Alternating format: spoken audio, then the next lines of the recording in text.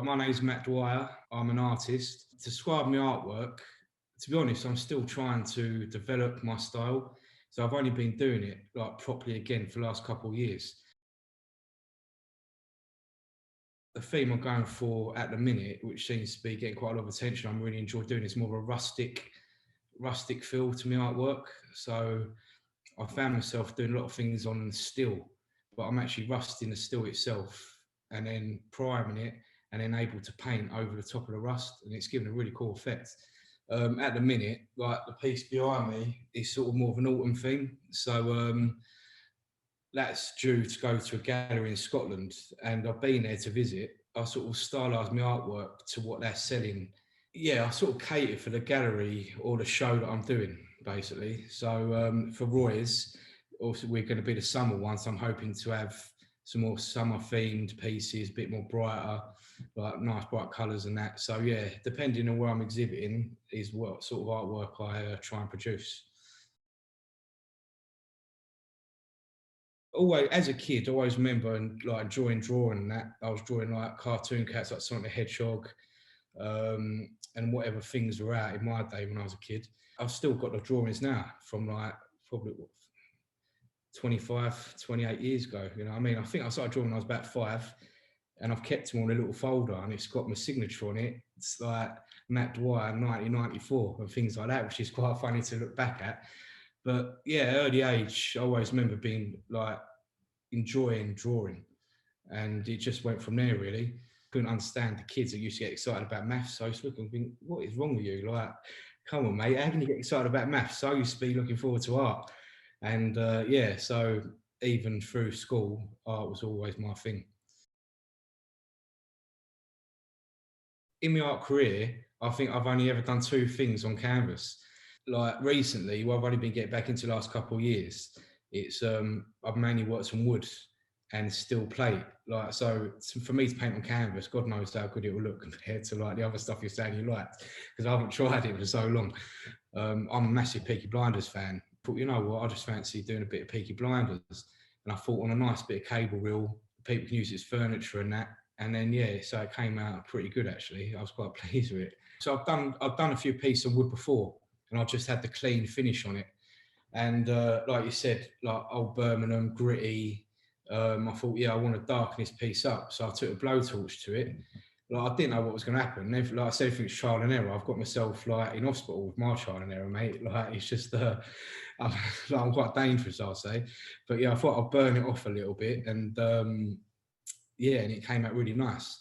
So yeah, that was all part of the plan, and it actually worked, which is pretty good. Like from the Peaky Blinders piece, I had quite a few commissions from it. So I did a Pan's Labyrinth one for a guy that's actually turned out to be a mate of mine now because he bought a few pieces for me. Yeah, so like yeah, it come with commissions, and then I like one of the first tables I ever did. It was the Statue of David, and the guy like really liked that, and he said, "Look, I'm really into Julius Caesar, like the old Roman statues and things like that. Can you do something on a table for me?" And I was like, "Yeah, no problem." And yeah, so it sort of just went from there with the furniture. So, and it's just a bit different because I think furniture in itself with wood and how it's made is art form in itself.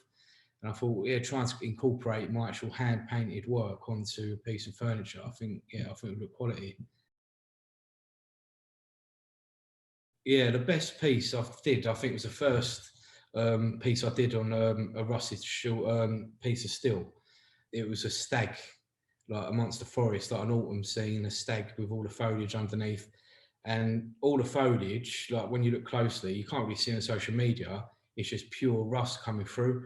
But it just, and the trees, everything in the background's just like rust running down. And it just created a great composition. And I think yeah, it's probably one of my favourite pieces. What I'm doing when I finish it, that's my favourite at the time. I almost forget all the past things I've done, and because I know I'm never going to see them again, so I try not to get too attached after I finish the piece, because yeah, otherwise my house just be an art gallery in itself. The piece I've done now, that's my current favourite because that is the most recent one I'm just off finishing. Just needs a bit of varnish now. My mum, like, she enjoys me. She likes my artwork as well, and she's like, "Look, you can keep it up on my wall for a bit if you want, like until you sell it." And I say to her, "Look, if that goes up there, there's no way that's coming back down." 2018, I restarted, and it's just gone from there really. So I started just doing a few pieces, and then I'm putting on social media, Instagram, and everything like that. And not thinking it would come, like anything would come of it, but it was just sort of promoting myself. It was my own self-esteem really, to think, well, I'm actually getting back into it. And then I was getting quite a few followers, and I was thinking on my private Instagram, like with all my family photos, I've only got about like 50 followers, and all of a sudden I've got like hundreds of people following me I've never even met. And I thought, God, people liking this. And then a guy contacted me, Angel London, and he said, "Hello, mate, are you in any galleries or anything like that?" And I was a bit dubious. I was thinking, who is this guy? Like, Angel London, like, we weren't following each other. And he said, "Look, I've got a friend.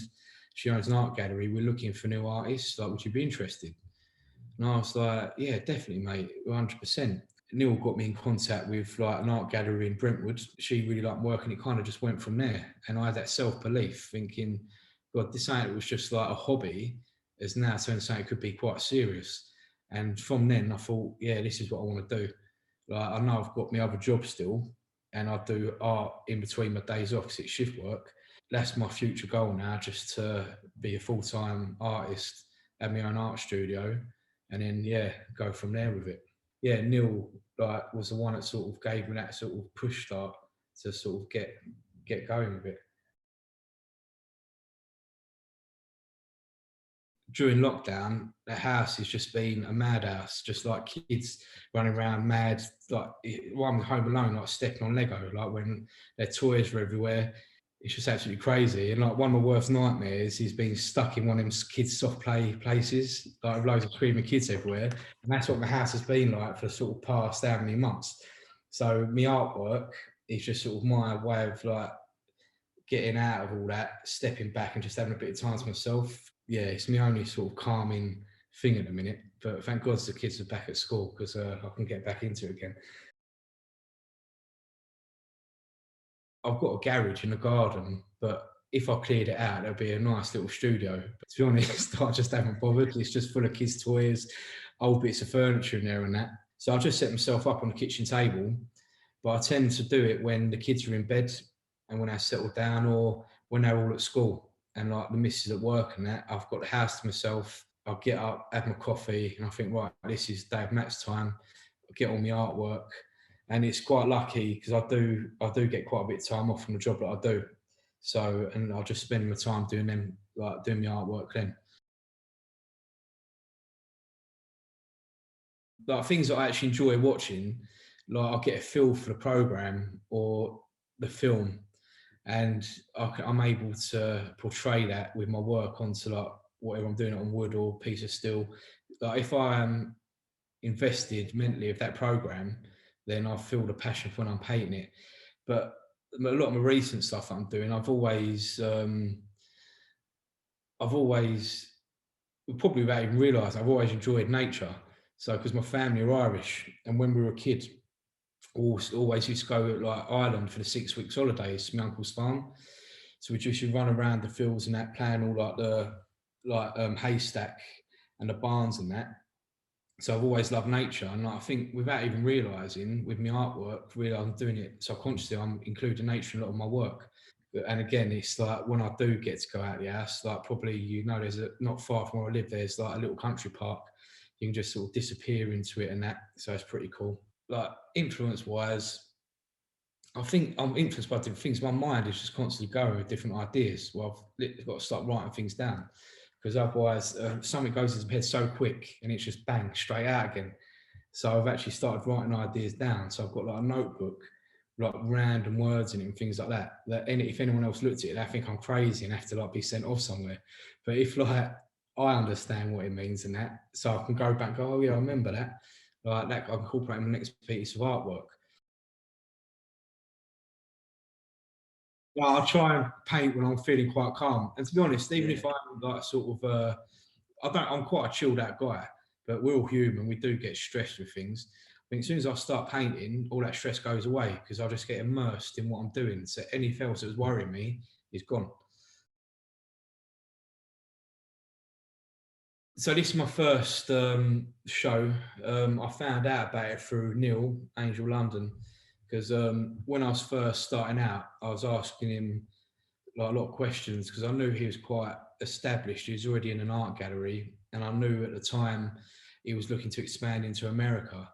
So I was just like, said, look, how do I get started with this? Like, have you got any advice? And he mentioned Roy's Art Fair, and I said, all right. I looked you up on that, and I thought it just looks like really interesting. I want to do, and then it gave me a goal to think, right, I'm going to produce work for this fair, and yeah, I'm really looking forward to it, mate. To be fair, yeah, because I've never done one, so yeah, I think it'll be a really good experience. I'm looking forward to it because, to be honest, like, I find art is quite a solitary hobby to have, and having the opportunity to like speak to different artists, people actually looking at my work and commenting on my work, I think it'd be like a really nice feeling because at the minute, because of lockdown and things like that, and just that, well, I've never exhibited before. Everything I put is just on social media, so I may get a couple of comments saying, "We like this," like a few like some likes, but I'm actually looking forward to actually speaking to other artists and conversing with people again. People, when they buy your art or want your art in a gallery, they like to know you as a person as well. And I've really noticed that, like the gallery in Scotland, which I'm exhibiting this year, I just went in there to look at the artwork. Like, I had no intention of putting any of my stuff in there because like, I do like looking around art galleries, like high street galleries. You see what works current, other people's works. I'm in awe of other artists. Thinking, how the hell did you do that? And I'm sort of staring at a piece. But yeah, with the gallery in Scotland, just started talking to a lady. But I didn't say I was an artist or anything like that. And we were just chatting for ages, just about things in general. And whatever I said, she said, "Oh, like, do you know a bit about art? Because you're talking as if like you know what you're talking about." And I was like, "Am I? Well, I'm doing all right." I think like half the time I'm waffling on about. I don't have a clue what I'm talking. I'm winging it half the time. And I said, "Yeah, I do a bit of painting." Like, I didn't sort of big myself up or anything. It's just, yeah, I do a bit of painting on the side. It's a bit of a hobby. And she said, "Can I have a look at like some of your work?" Like, this was literally about 40 minutes. I've been in there just talking to her about, not even about my artwork, and we just built that rapport. When she saw my artwork, she said, "Oh, would you like to exhibit in our gallery?" And I was like seriously? She was like, "Yeah, like you seem like a really nice guy. Like, it's been really nice talking to you. Would love to have your work in our gallery." And I thought, if I'd have gone in there and just spoke to the owner and just had like a general chat with her, that would never have happened. So I think it's important, like you said, at these exhibitions and these art galleries and Roy's Art Fair, it's just converse with different people, because I think people may invest in the artist, not just the piece they're buying.